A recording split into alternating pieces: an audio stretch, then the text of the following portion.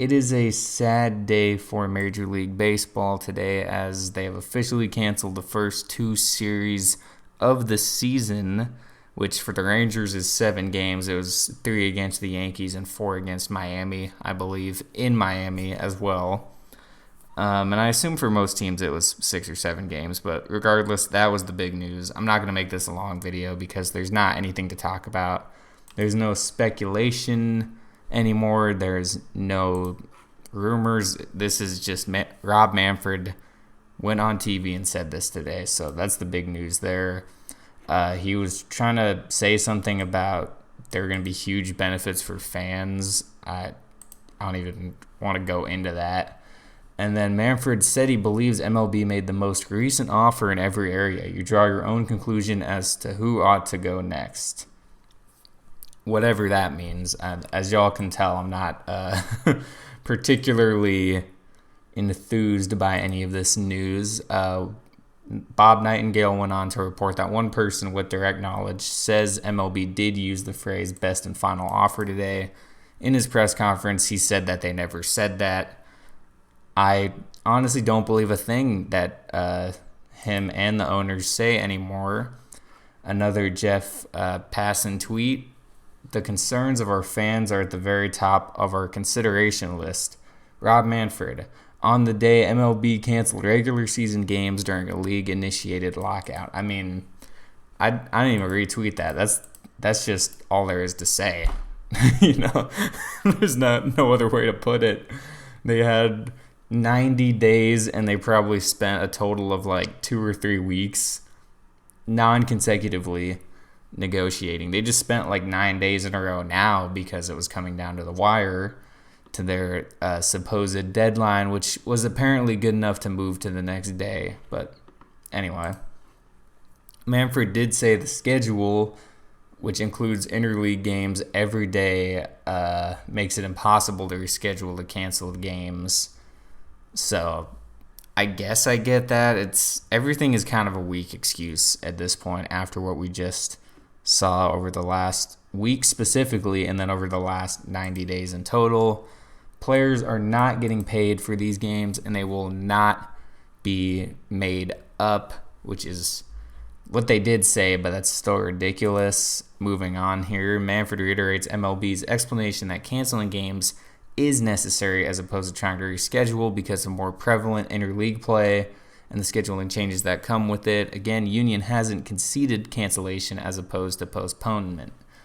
There's kind of more detail about what Bob Nightingale said there.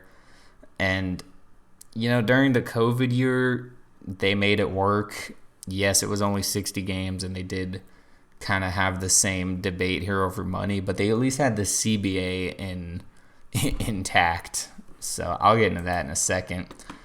Rob Manfred says MLB plans to regroup and determine the next course of action. Obviously, a lot of people with the clown responses because, inherently it is not his fault because he works for the owners.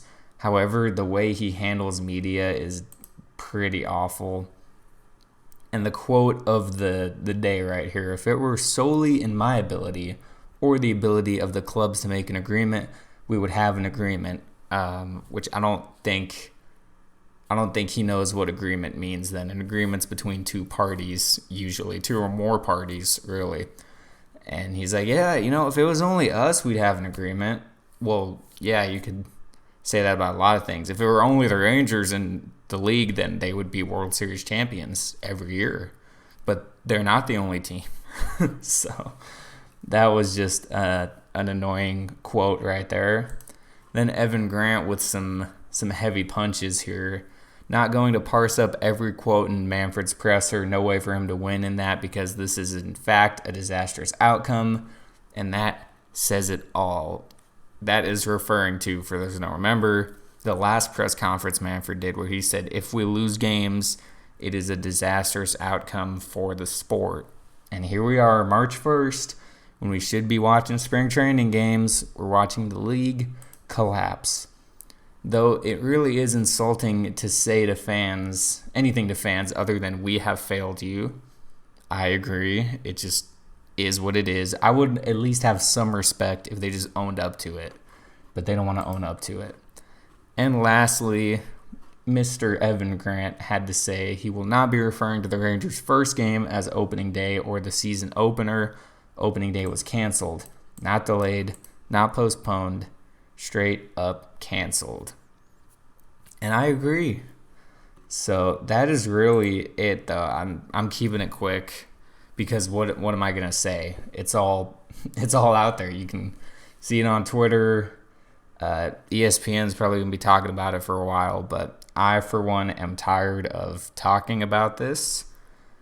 And there will be more news, but for the next week or so, I probably won't be covering this at all unless they literally sign a deal. But otherwise, I don't care. to just be blunt with y'all, I don't care because they don't care. The whole MLB, I mean, I am always with the players because this is not only affecting games.